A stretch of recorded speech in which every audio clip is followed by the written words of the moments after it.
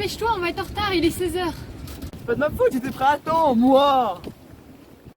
J'y comprends rien à ton itinéraire. Pourquoi est-ce qu'on passerait pas par là? J'arrive. Enfin, tu vois bien qu'il n'y a pas d'eau ici. Mais si, il y a du bleu, c'est de l'eau, ça passe. Mais voyons, tu sais bien qu'on a marée basse. Qu'est-ce que tu me racontes encore? De toute façon, tu m'écoutes jamais. Pour éviter ce genre de prise de tête, écoutez attentivement les explications suivantes. Alors qu'est-ce que c'est, les marées? La marée correspond à la variation du niveau de la mer. On appelle cela le marnage. Elle est due à la force gravitationnelle attractive qu'exerce la Lune sur la Terre. L'eau est attirée par la Lune et forme un bourrelet. Les marées sont donc nées. Mais pourquoi n'y a-t-il que l'eau qui est attirée? Mais il n'y a pas que de l'eau, il y a aussi des marées terrestres. La Terre se soulève sous nos pieds de presque 30 cm. Elles peuvent même déclencher des tremblements de terre de forte magnitude. Quelque chose me perturbe. On vient de dire que la Lune attirait l'eau. Or, elle ne flotte qu'une seule fois par jour devant nous. La mer ne devrait donc être autre qu'une seule fois par jour. Or, elle l'est toutes les 12 heures. Tout à fait. C'est là qu'une deuxième force entre en jeu. La force centrifuge.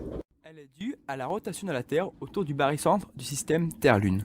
Ainsi, l'eau à la surface de la Terre est soumise à cette force et forme un deuxième bourrelet, à l'opposé de celui créé par la force gravitationnelle. Mais dans ce cas, pourquoi est-ce qu'on parle de grande marée? Elles devraient toutes avoir le même niveau de variation. L'ampleur des marées varie tout au long de l'année.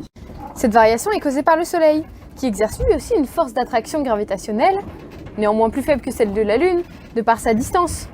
En effet, tout rentre en jeu. Lorsque la Terre, la Lune et le Soleil sont alignés, l'attraction gravitationnelle du Soleil s'ajoute à celle de la Lune et entraîne de plus grandes marées, appelées marées de Viguier.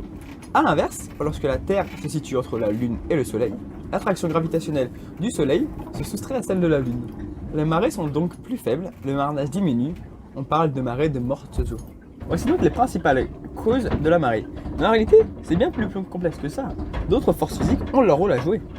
Le marnage dépend donc de la topographie du littoral, mais aussi du courant marin et du vent local. Ça donne une carte bien plus complexe que l'on pourrait imaginer.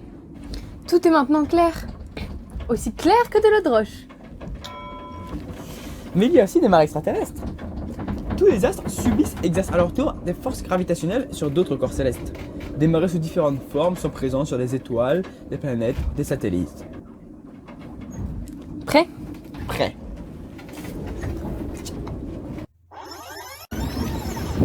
Chérie, viens voir, j'ai trouvé un autre itinéraire, on va pas être en retard. Regarde. Ah, mais tu as raison, encore une fois. On n'a pas de vivant. Il y aura ses sombres passés. Tu dois faire une 7 tête en nous voyant arriver à l'heure.